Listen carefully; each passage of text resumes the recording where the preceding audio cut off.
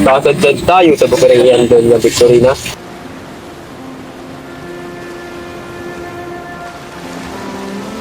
Ang lunat ay napakadali. Hindi kayo nagtanong-tanong nila. Magbukas ng bagong ilog at abunan ng ilog pasig. Pwes, tumira. Gamitin ang mga bilanggo at bihag. Ipang walang perang guguguling sa kagawa. At kung hindi tatapat, ang taong bayan ang tapit ng pagawain. Sa ganyang paraan, nagawa ang malaking pyramid sa Ehipto, ang lawang Moiret, at ang Coliseo ng Roma. Nagaling ka na ba kahit minsan ng bayang Ehipto? Ang paing ito ay maraming beses na magpagpilit sa paggawa. Ang mga pulong ito hindi na muling maghihibagsik. At kayo, Padre Salve, ano ang silbi ninyo mga prele kung maghihibagsik ang bayan? At huwag kayong bumanggit ng mga pangangatwirang pawang katunggakan. Maaari bang malaman kung ano yan?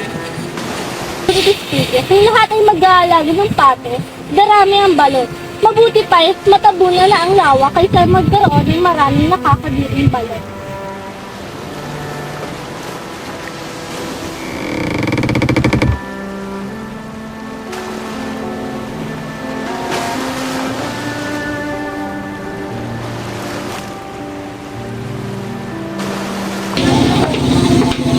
Ginoong Simon, sisigani nga po ba na? Totoo ba na ang tao sa inyong lalawigan ay hindi makabili ng alas dahil sa karalitan? Hindi nga po bumibili sapagkat hindi naman kailangan. Ibig sabihin, mabuti pa samahan niyo lamang akong uminom ng serbesa. Salamat po, Pero hindi kami umiinom ng serbesa. Bakit mapusok ko ngayon? Ewan ko ba? Parang natatakot ako sa taong yan. Ano ba siya kilala? Siya ang tagapayo ng Kapitan Mineral. Totoo? Narinig ko sa mga taong pumupuri sa kanya kapag nakaharap at kapag nakatalikod, siya ay minumura.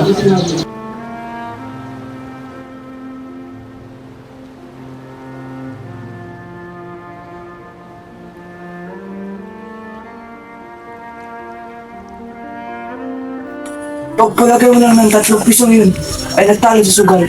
Kaya nang inaulog sa tubig, sinakma. Manalo ka man sa kaso, anak. Tiyak na maghihirap ka. At minsan saplot ko lang matitira sa'yo. Lahat tayo, Ama, ay babalik sa alabok at ipinanganak na walang saplot. Magbabayad ako sa mga abogado. Kung mananalo ko sa usapin, ay mapapabalik ko na si Tano. Ngunit kung ako ay matatalo, hindi ko na kailangan ng anak. Let's go, babalik na ako sa gubat. Kailangan makabalik ng aking ama at kapag nanalo tayo sa usaping ito, matutubos ako sa pagkaalila.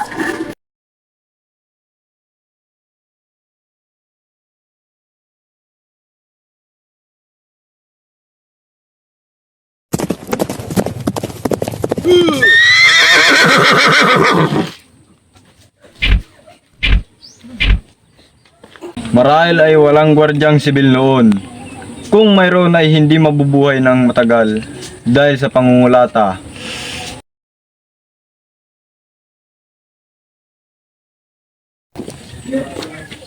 Sa wakas, nakauwi na rin sa bahay ni Kapitan Tiago. Nabilitaan mo na ba? Nadakit si Kabisyang Sabi.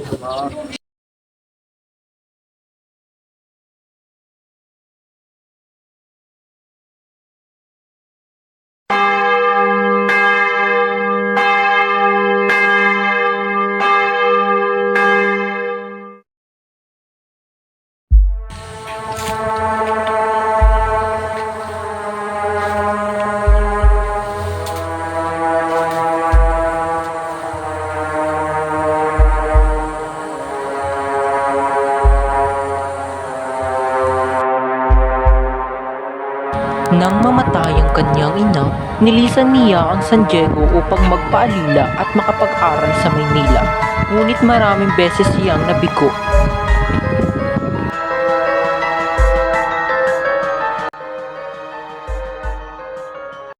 Dalawang buwan na lang. Natatapos ko na ang medisina. Mapapakasalan ko na si Huli.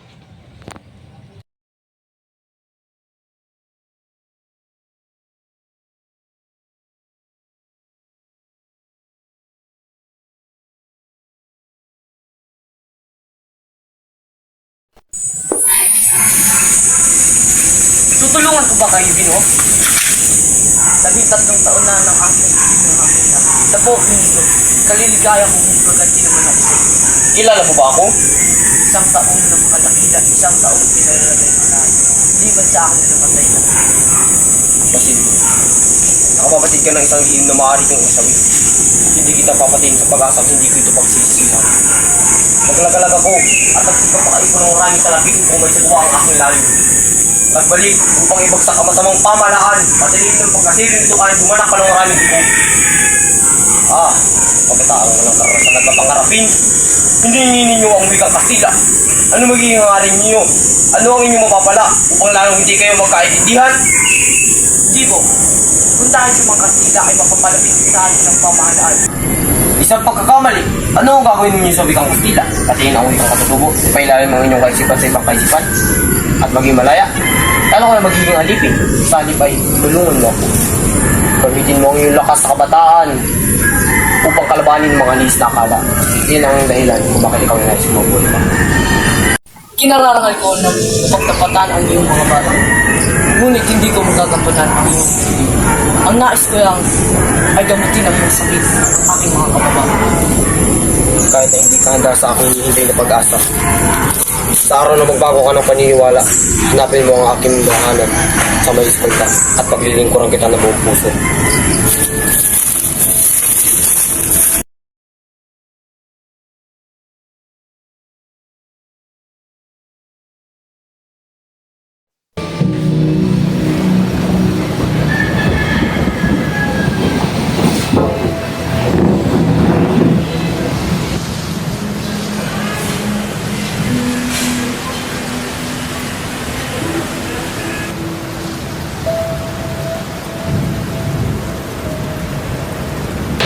Pag dumating ko si Ama, sabi ako'y nakapasok na rin sa kolehiyo. Alam ko'y marunong magsalita ng wikang Kastila at ito ang pinakamurang kolehiyo na papapasukan ko.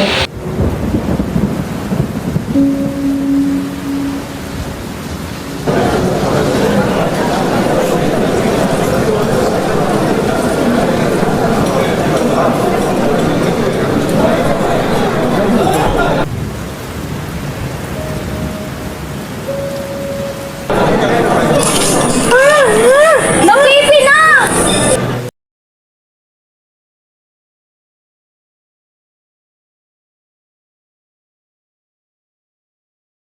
Pinadalahan tayo ng Diyos ng mga gayong parusa dahil tayo ay makasalanan. O may kamag-anak na makasalanan na dapat sana'y tinuruan natin ng kabanalan, subalit hindi natin ginawa. Kung dasalin ng ang Panginoong Maria ay hindi man lang huminto sa sumasaido, at sa Santa Maria ay hindi man lang humihinto sa makasalanan, na siyang pagdarasal na dapat gawin ng isang mabuting Kristiyanong may takot sa Diyos.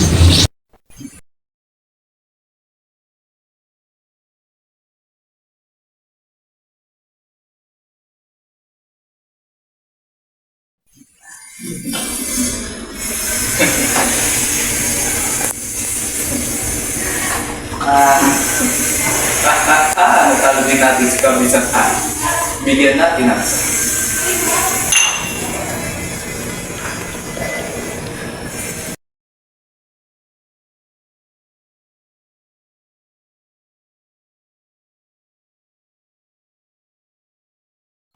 Halina't pumasok sa bahay ng Kabisang Talis.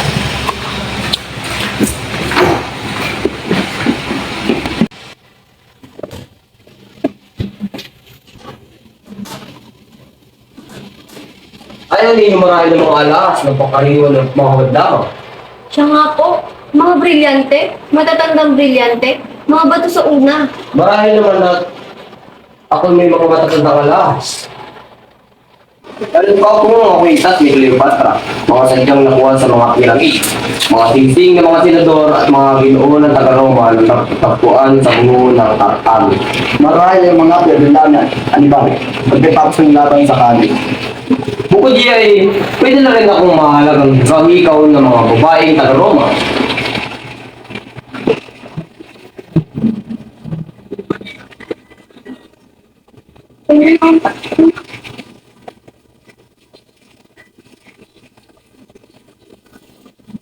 Kayo, wala ba kayo may magbibili?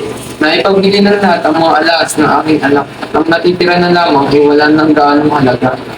At ang agnos ni Maria Clara, iyon ay ang agnos na may brilyante at esmeralda.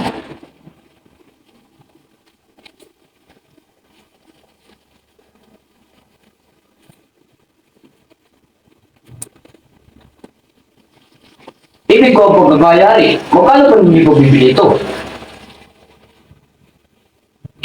Naibigay ko ang agnos na ito. Tatanggipin ba ninyo ang 100 hanggang 500 piso? Kung ako'y pahingin tulutan ninyo, pupunta ako upang isang guni sa aking anak. Babalik ako bago dumingin.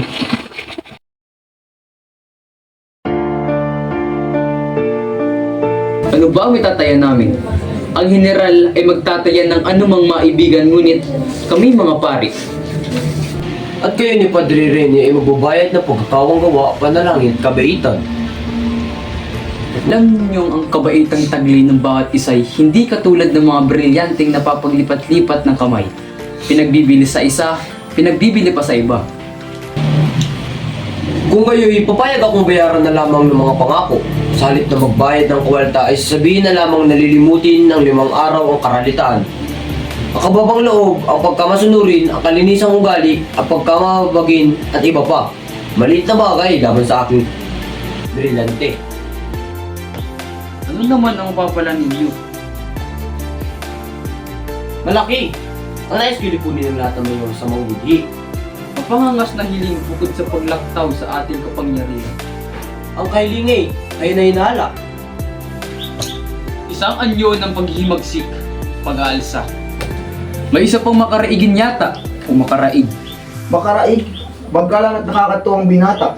Siya ang nabanggit ko sa inyo na lubang mayaman. May pik na inabilin sa akin yan ni Kondesa. Meron po nangangalang Basilio, estudyante sa medisina. Tungkol kay Basilio, wala akong masabi. Yan para sa akin ay tubig tulog. Hindi ko maunawaan at ang iniisip at sinasabi. Sayang at wala si Padre Salvi upang magbalita sa atin tungkol sa pinagmulan. Kaya narinig kong ang batang musmus iyay nagkaroon ng usapin laban sa mga gwardiya. Ang kanyang amay napatay sa hindi ko matandaan kung anong gulo. Ganyan pala. Italaan niyo ang pangalang iyan. Ngunit general, ang kalinga nila ay makatwiran. Wala tayong karapatan. Huwag dingin dahil sa lamang sa mga sakritan. Palagay ko dapat ito ay isang ayunan ng mga pamalan upang ipamalas ang ating pagtitiwala sa kanila at bilang katibayan ng ating pagiging matatag. May malayang bawiig muli sa pentulo at makikita kung nagmamalabi ang mga pinagbigyan. Kaya atin silang babantayan. Di ba pwedeng mananghali muna ng matahimik? Ikatlong araw na ito, kanyang pagtunong dito, kawa-araw ba? Siya, masulatin ang kalihim ng isang utos sa tenyente ng Guardia Civil upang palayain ang matanda. Hindi na nila masasabing hindi ako mapagpatawad at maawain.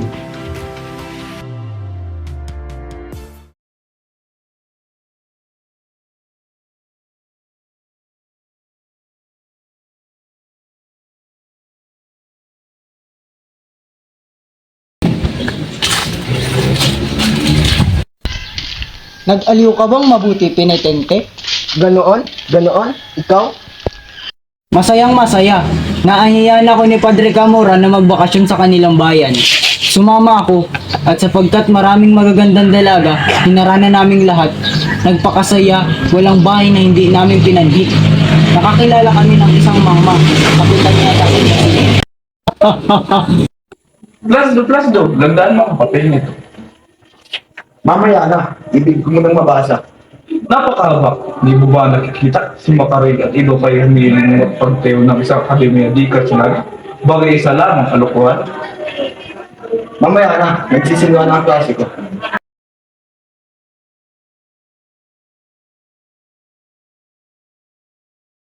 Antukin! Ano ka tamad? Anong ba yung leksyon?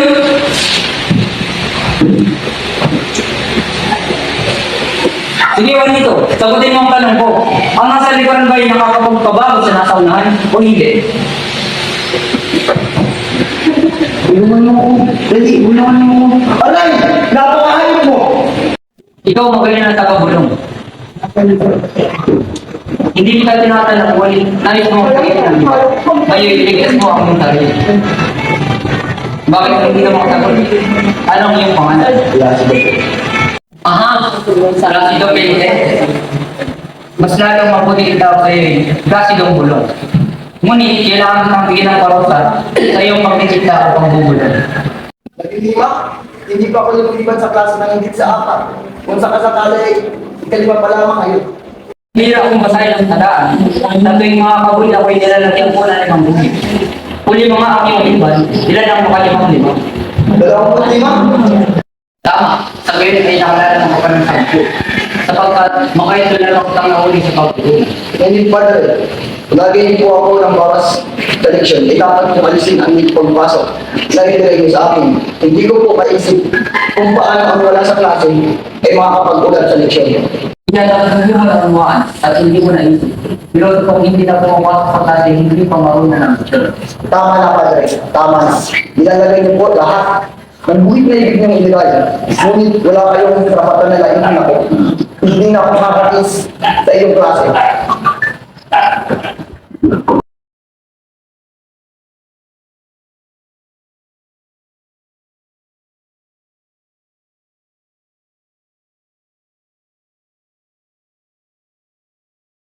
Pinangako ko sa iyong ama na aarugain kita at patuturuang maging abogado. Ginawa ko ang lahat upang makapag-aral ka. Paano na lamang kapag ako ay namatay at nakita kami sa kabilang buhay? Alam mo pa pala ako sa baging abogado. Magpapatulong ako sa mga prokurador ng mga Agustino upang lakarin na mapawi ang pagkagalit ng mga Dominikano sa iyo. Patalan mo na sa dagat o manumilisan bago bumalik sa universidad.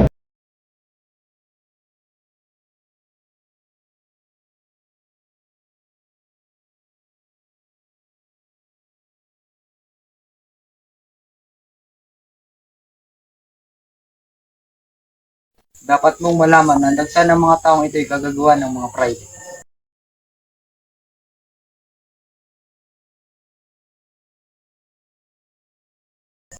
Mga investigador nga ba o mga magnanakaw? Ako dyan ay isang putok. Opo, huwag kayong mabahala. Ang ina lang may utos niyan. Ngunit, huwag ninyong ipagsasabi. Kapag sinunod ninyo ang aking utos, matataas kayo. May pakana, ingatan ng mga bulsa.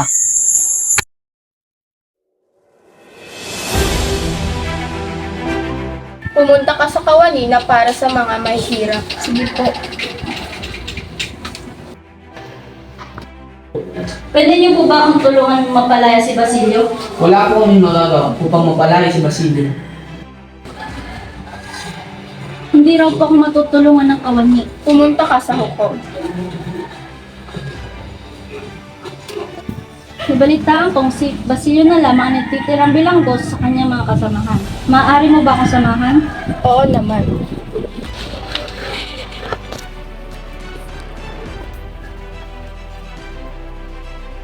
Siya, bumalik na lang tayo kung ayaw mo. Pabayaan mong barilin si Basilio sa daan at sabihin nagtangkad tumakas. Kapag patay na, isa ka magsisi.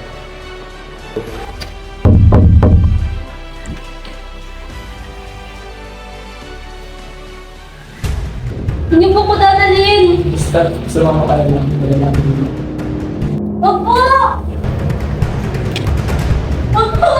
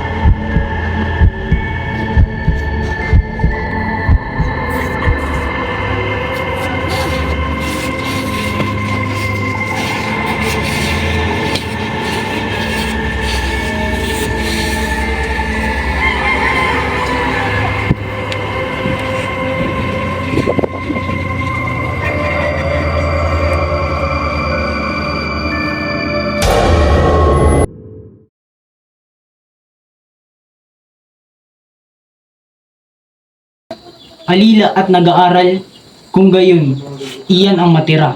Palagay ko po ang binatang yan ay wala siyang lalong walang kasalanan. Lalong mabuti, sa ganyay, lalong magiging mainam na halimbawa upang katakutan ng iba ang magiging kaparusahan. Madalas na kailangang pasakitan ng isa para sa kagalingan ng marami. Ang inyong kamahalan ay hindi inalal ng bayang Pilipino kundi Espanya, at ito ay sapat ng dahilan upang tingnan mabuti ang mga Pilipino. Nang pumarito kayo sa Pilipinas at nangako kayong mamahala alinsulod ang katarungan nang hanapin ang kabutihan, pinangukuhan ng mga katarungan at ngayon pinapaglaran natin ang buhay at kalayaan ng kanyang mga mamamayan. Alam ba ninyo kung kailan naalis ang Koryo?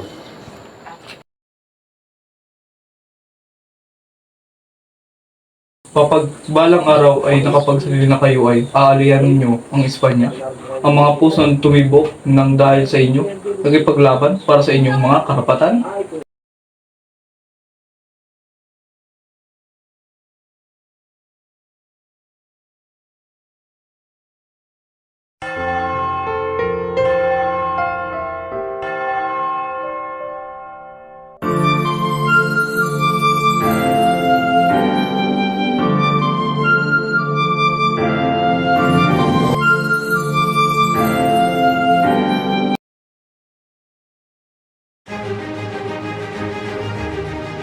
At sino ang naglagay ng mga pulbura? Ang mga prele kaya? Ang chino si Quiroga? Isang estudyante? Si Makaraing? Ang mag-alas ni Simon? Si Simon? Nawala si Simon na hindi makapag-iwan man lang ng bakas. Pinaghahanap na siya ng mga gwardyang sibil. Oo nga, hanapin ang demonyo. Kaya pala kagabi, nagkagulo kagabi habang kami naghahaponan. Ang lampara sa mesa ng general ay namatay. At may nagsabi isang di kilalang tao, nagnakaw ng lampara, yung handog ni Simon. Isang magnanakaw? Tauhan kaya ng kamay na itim? Hindi ba nahuli? Tumulain sa ilog at wala nakakilala sa kanya. May nagbabalitang isa raw pastila at may nagsasabi ng mga chino at ibang hindi. Ang lamparang iyon ang nagpapasabog sa buong bahay. Sayang kundi sa nagnanakaw na iyon, sana'y nangabatay na sana.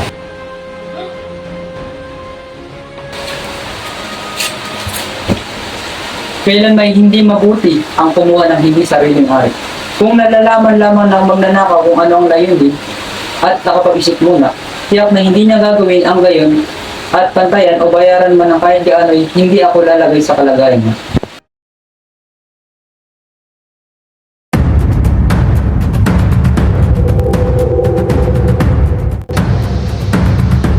Tulong mga duwag! Ngal!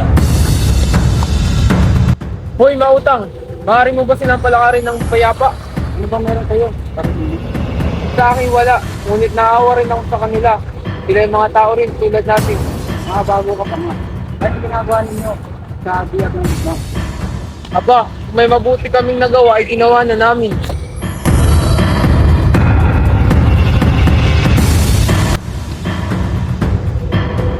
Hindi ka na muna, tumigil tayo. Pangalan bang lugar ito? Sulong! Lawan! Tulong, lakad! Malupit ka pa sa mga Kastila.